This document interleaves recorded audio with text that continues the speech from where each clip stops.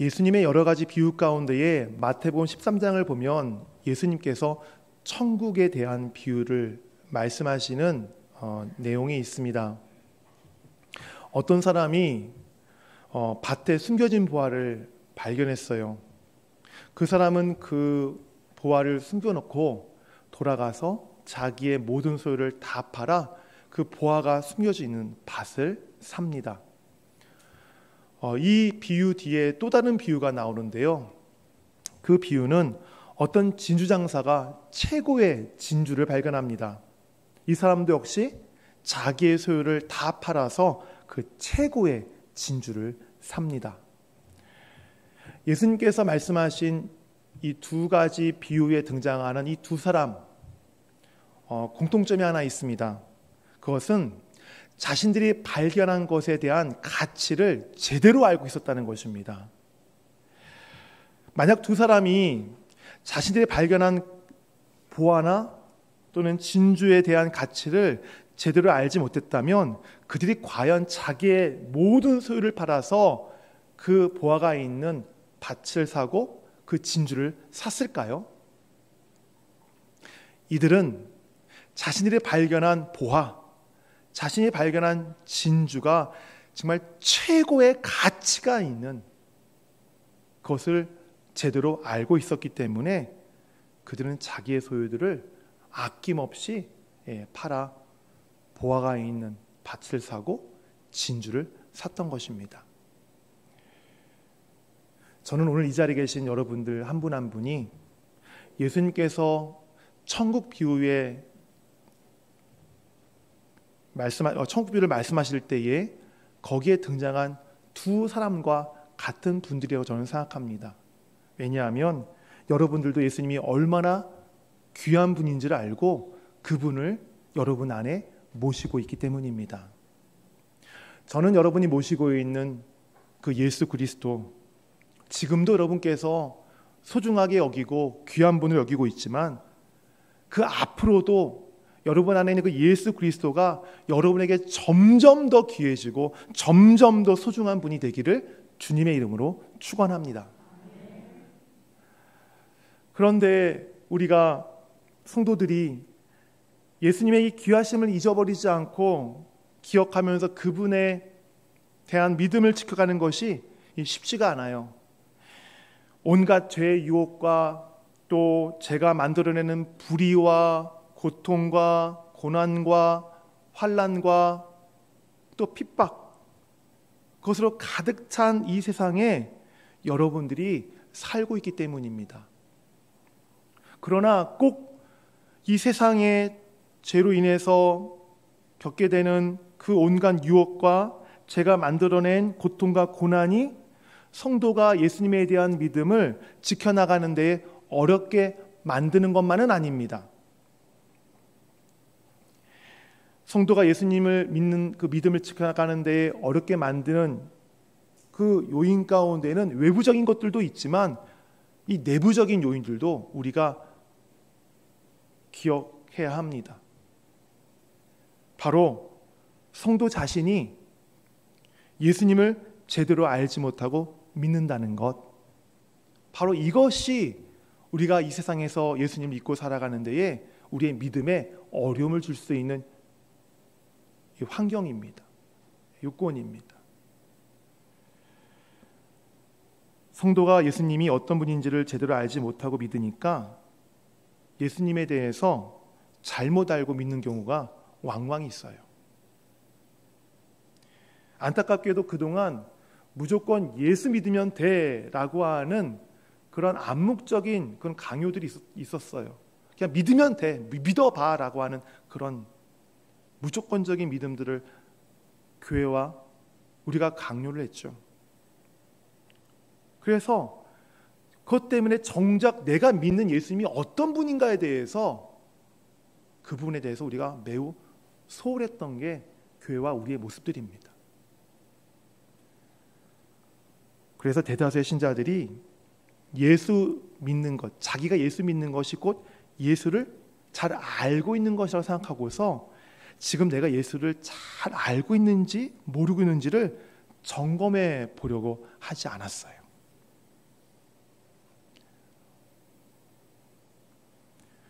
예수님에 대한 믿음도 중요하지만 예수님에 대해서 제대로 알고 믿는 것이 더 중요합니다. 그래서 여러분들은 내가 예수님에 대해서 이 정도 알고 있어 라고 생각하기보다는 내가 예수 그리스도에서 알고 있는데 이것이 참된 알민가? 내가 제대로 예수님을 지금 내가 알고 있는가를 늘 점검하셔야 합니다. 왜냐하면 저와 여러분들은 성도이기 이전에 인간이기 때문입니다. 인간이라는 존재는 늘 자기가 세상의 중심이에요. 늘 삶의 중심이에요. 그래서 세상과 삶이 자기 위주로 돌아가야만 그것이 직성이 풀리는 그것이 그 본능이에요. 인간의 본능. 바로 저와 여러분 자기 중심적으로 모든 것이 돌아가야만 직성이 풀리고 그것을 요구하는 것이 바로 인간의 속성, 바로 저와 여러분이 갖고 있는 본능입니다. 최근 제가 어느 책을 읽었는데 그 책에 인간이 얼마나 자기 중심적인 존재인지를 아주 잘 표현하는 글이 있더라고요. 이런 내용이었어요. 인간은 하나님의 품성에 대해서 인간 자신이 납득할 수 있는 범위 내에서만 이해하려고 한다. 인간은 자기 범주 안에서만 하나님과 교류를 시도하고 기도의 주도권까지 인간 자신이 가지려고 한다라는 글이었어요. 인간이 얼마나 자기 중심적인 존재인가 하면 하나님의 품성에 대해서 하나님의 품성이 정말 여러 품성들이 있거든요.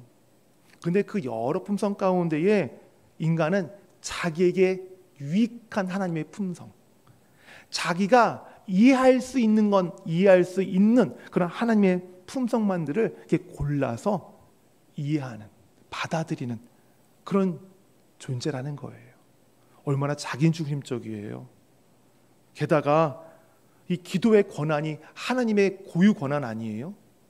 근데 그 기도의 주도권까지도 인간은 어떻게 해서든지 자기가 가지려고 하는 그런 너무나 자기중심적인 존재라는 거죠. 그래서 이 책에서는 그 인간에 대해서 이렇게 단적으로 설명합니다. 하나님 앞에서 겸손이 필요하면 겸손을, 찬양이 필요하면 찬양을, 회개가 필요하면 회개를, 금식이 필요하면 금식을, 구제와 헌금이 필요하면 구제와 헌금도 아끼지 않고 투자할 준비가 되어 있는 것이 인간이다. 이렇듯 인간은 목적을 달성하기 위해서는 어떠한 수단도 가리지 않는다. 이것이 인간의 속성이다.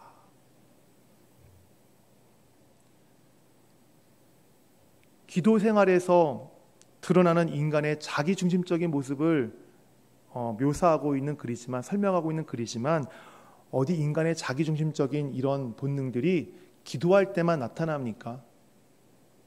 예수 믿을 때도 나타나요. 이 태도들이 어떻게 나타날까요? 이렇게 나타나요.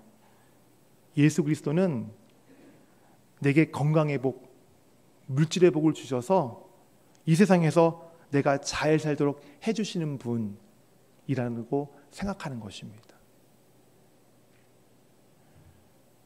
물론 예수님 건강의 복, 물질의 복, 그리고 이외에 현실적인 문제들을 다 해결해 주시고 인생이 잘 되도록 해주시는 분 맞습니다. 그러나 이것에만 국한된 예수님만을 믿는다면 그 믿음은 좋은 믿음이 아니에요. 왜냐하면 예수님께서 인생을 단지 물질과 건강으로 잘 풀리기 위해서, 이 땅에 잘 살게 하기 위해서 그분이 이곳에 오신 것이 아니기 때문입니다. 이 부분은 어떤 그리스도인들이 불신자들을 전도할 때 종종 이렇게 행하는 실수들이죠. 불신자들에게 전도할 때 어떻게 전도하십니까? 예수 믿어봐, 병이 나. 예수 믿으면 건강해진대. 예수 믿으면 물질의 복 받는데. 예수 믿으면 자녀들 복 받는데. 그러다가 마지막에 예수 믿으면 죽어서 천국 간대. 이렇게 우리가 전도합니다. 예수님을 사람의 인생을 잘 풀리게 하는 분으로만 불신자들에게 말하는 거죠.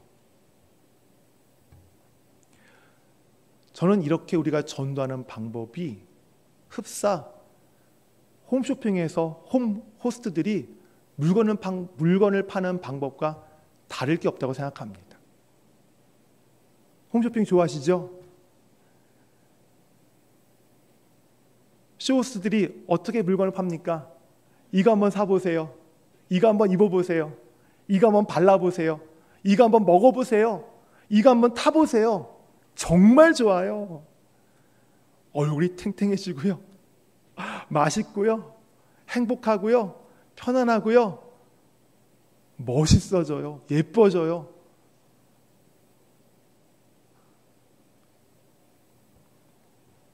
그러면서 꼭 한마디 붙이죠. 지금 사람들이 너무 많이 사고 있습니다. 곧 완판될 겁니다. 매진됩니다. 이때 놓치면 다시는 방송 안 합니다. 빨리 사세요. 이렇게 홈쇼핑은 소비자들의 이 불안 심리와 기대 심리를 적절하게 잘 교묘하게 이용하면서 물건을 팝니다. 그리스도인들이 무슨 이유 때문에 홈쇼핑에서 물건을 파는 것처럼 예수님을 전해야 합니까? 그렇게라도 해서 한 사람 전도하기 위해서입니까? 지난번 설교 때 말씀드렸지만 우리가 전도해서 사람 믿게 할 수 있다고요? 결코 그럴 수 없습니다. 우리가 전도해서 사람 예수 믿게 할 수 없습니다. 우리가 때를 얻든지 못 얻든지 불신자들에게 다가가서 복음을 전하는 이유는 불신자 가운데 누가 택함받은 자인지 우리는 모르기 때문입니다. 그래서 그들에게 가서 때를 얻든지 못 얻든지 복음을 전하는 거예요. 우리가 하는 거는 단지 그 안에 택한 자들에게 복음이 전해지도록 하시는 하나님의 일을 우리가 대신하는 것뿐이에요. 그렇기 때문에 우리가 예수 전할 때 예수님을 물질의 복을 주시는 분, 건강의 복을 주시는 분, 사람의 인생의 모든 현실적인 문제를 다 해결해 주셔서 이 땅에서 잘 살게 하시는 그런 하나님으로 불신자들에게 말하는 것은 좀 생각해 볼 필요가 있겠죠. 그리스도인이 예수님을 이렇게 전하지 않으려면, 또 그리스도인이 예수 그리스도에 대해서 올바른 믿음의 태도를 가지려면 우리에게 귀하고 소중한 그리고 가치 있는 예수 그리스도가 누구인지를 우리는 제대로 알아야 합니다. 29절을 보십시오. 세례 요한은 예수님을 이렇게 소개하고 있습니다. 보라, 세상 죄를 지고 가는 하나님의 어린 양이로다. 여기서 하나님의 어린 양이라고 하는 것은 하나님께서 보내신 어린 양이라는 거예요. 다시 말해서 하나님께서 보내신 희생 제물이라는 거예요. 하나님이 보내신 그 어린 양 예수가 어떤 일을, 지금 그에게 어떤 일이 맡겨져 있습니까? 이것이에요. 세상 죄를 지고 가는 것. 그것이 하나님이 보내신 어린 양 희생 제물인 예수에게 맡겨진 것이에요. 세상의 모든 죄를 어린 양이신 예수께서 홀로 지시고 짊어지시고 속죄의 제물이 되신다는 거예요. 이것이 바로 세상 죄를 지고 가는 하나님의 어린 양이라는 의미예요.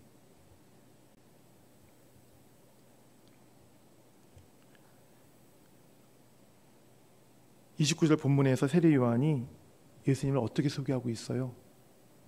예수 그리스도 인생에서 병에 걸리면 병을 낫게 해주시고 건강의 복 주시고 물질의 복 주시고 좋은 일 만나게 해주시는 그런 행운의 신으로 세례 요한이 예수님을 소개하고 있습니까? 만약 우리 예수님께서 이러한 목적 때문에 이 땅에 오셨다면, 세례 요한이 이러한 예수님에게만 관심이 있었다면 아마 29절에 있는 세례 요한의 예수님에 대한 소개가 이렇게 아마 바뀌었을 것 같아요. 이렇게요. 보라, 우리를 세상에서 배부르고 편하게 살게 해주시는 하나님의 아들이다 라고.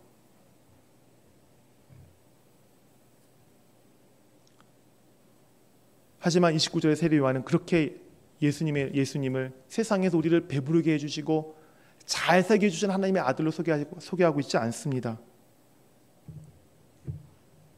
보라, 세상죄를 지고 가는 하나님의 어린 양이로다 라고 소개하고 있어요.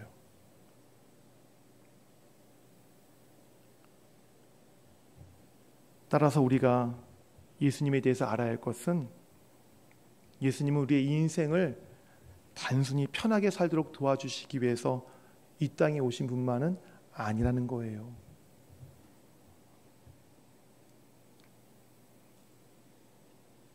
그렇다면 예수님은 어떤 분이십니까? 그리고 왜 우리는 그분을 귀하고 가치 있는 분으로 믿어야 합니까?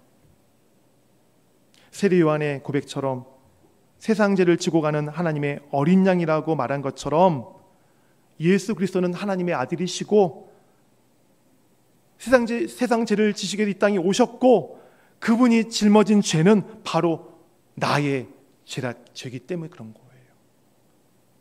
나의 죄를 짊어졌기 때문에 하나님의 아들이신 예수 그리스도, 그분이 나의 죄를 짊어지셨기 때문에 그분을 우리가 귀하고 가치 있고 소중한 분으로 여기는 것이고, 바로 그분이 우리가 알아야 될 예수 그리스도예요.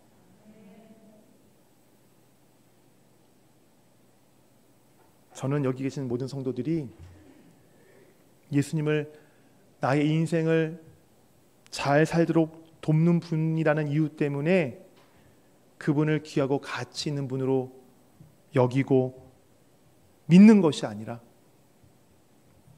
죄를 짊어지시기 이 땅에 오셔서 나의 죄를 짊어지신 하나님의 아들이시기 때문에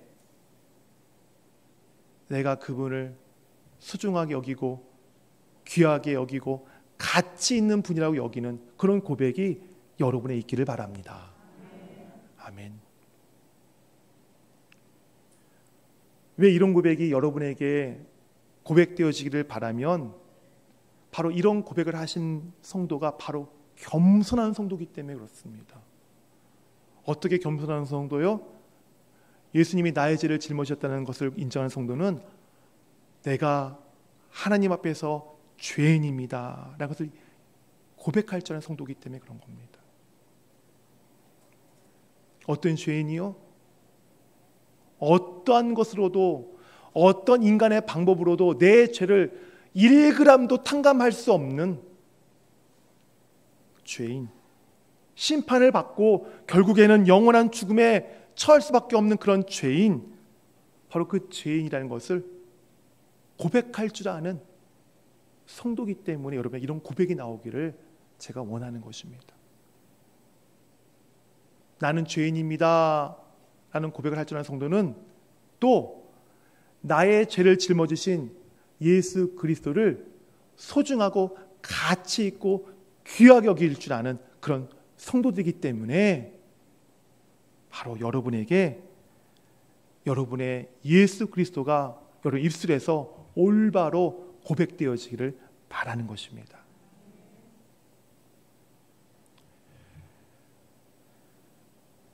그래서 보라, 세상 죄를 지고 가는 하나님의 어린 양이로다 라는 이 말씀이, 예수님이 지금 나에게 나의 죄를 짊어지신 분이 바로 예수님이시구나, 바로 그 예수께서 어린 양이 되셔서 나의 죄를 짊어지셨구나 라고 나에게 하시는 말씀인 줄 알고, 여러분 이 말씀을 여러분의 말씀으로 받으시길 바랍니다. 아멘. 그래서 그 말씀을 받고 고백하면서 예수 그리스도의 가치를 발견하고, 그리고 주님께 얼굴을 맞추고 주님께로 나아가는 여러분의 삶이 되시기를 바랍니다. 그렇다면 이렇게 예수 그리스도의 가치를 발견하고 주님께 얼굴을 맞추고 주님께 나아가는 삶은 어떤 삶일까요? 이런 삶이에요. 죄인이 나의 죄를 짊어지신 예수님을 귀하게 여기는 마음을 삶에서 열매로 나타내는 것. 주님의 그 귀함을, 주님의 그 소중함을 삶에서 열매로 나타내는 것. 이것이 주님의 가치를 내가 알고 주님께 얼굴을 맞추고 주님께 가는 삶의 모습이에요. 먼저 이런 모습들이에요. 자신의 생각과 말에서 예수님을 고백할 줄 아는 것. 나의 죄를 용서해 주신 하나님의 아들이라고 표현할 줄 아는 것. 그리고 표현할 뿐만 아니라 예수님이 나의 죄에서 용서해 주신 것에 대해서 그 은혜에 감사하고 감격하며 사는 것. 그런데 예수님의 은혜에 감격하며 사는 것이 가만히 있어서는 그렇게 할 수 없어요. 내가 죄인 가운데 있었을 때에 죄의 결과로 생긴 상처와 흔적들이 있잖아요. 마음에 그 쓴뿌리들이 있잖아요. 그것들을 외면하지 않는 거예요. 그것들을 그냥 보는 거예요. 피하지 않는 거예요. 그 상처들을 보세요. 그 쓴뿌리들을 보세요. 그러면서 만약 예수님께서 나를 만나주지 않으셨으면 이 상처가 더 커졌을 텐데, 이 상처가 아물 수 없었을 텐데, 이 마음의 쓴뿌리 내가 감당할 수 없었을 텐데, 주님이 나를 만나주시기 때문에 정말 아물지 않을 것 같던 상처가 아물어가고, 정말 아팠던 상처가 점점점 치유되어져 가고, 내가 감당할 수 없었던 그 쓴뿌리가 이제 내가 감당할 수 있는 쓴뿌리가 되어져 간다는 것을 예수님 때문에 그렇게 될 수 있다는 것을 곱씹고 곱씹을 때에 바로 여러분의 삶 가운데에서 예수님이 나의 죄를 짊어지신 그 은혜가 감격이 되어지고 감사가 되어질 수 있는 거예요. 또한 주님이 나의 죄를 짊어지신 그 귀함을 삶의 열매로 나타내는 또 다른 모습은 이런 거예요. 다른 이들과 함께 있을 때에, 다른 사람들과 함께 있을 때에 그들의 허물을 보지 않고 내 허물을 보는 거예요. 비록 내가 하나님께 용서함 받은 죄인이지만 그 죄인이었을 때의 허물들이 있잖아요. 흠들이 있잖아요. 그것들을 볼 줄 아는 거예요. 그런데 대부분 우리는 반대로 하죠. 나의 허물은 보지 않고 다른 사람의 흠과 결을 먼저 보려고 하거래요.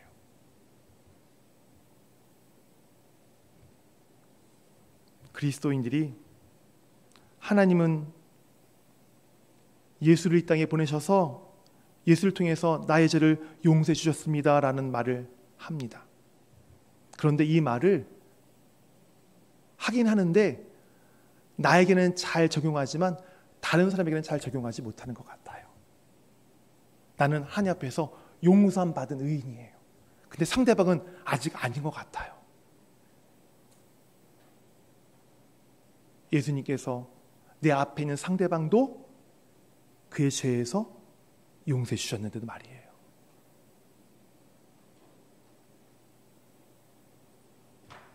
하나님 앞에서 내가 죄인이라는 것을 인정하는 성도라면 상대방을 대할 때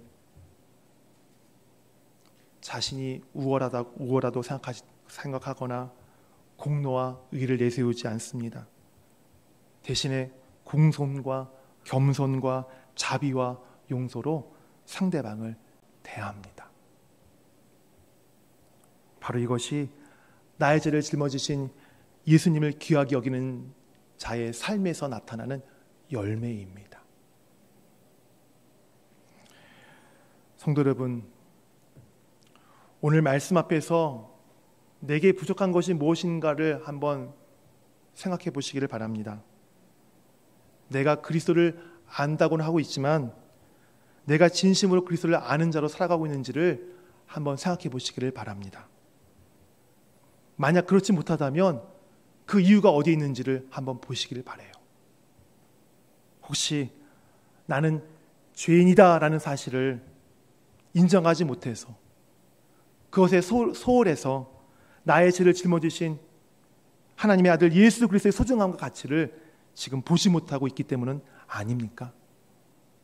대신에 예수 그리스도를 소중하고 귀한 분으로 여기기보다 내가 더 중요해서 건강의 복에, 물질의 복에, 자녀의 복에, 이 세상의 복 한가운데에 내가 있기를 바라는 자기 중심적인 그런 신앙생활에 빠져 있지는 않으십니까?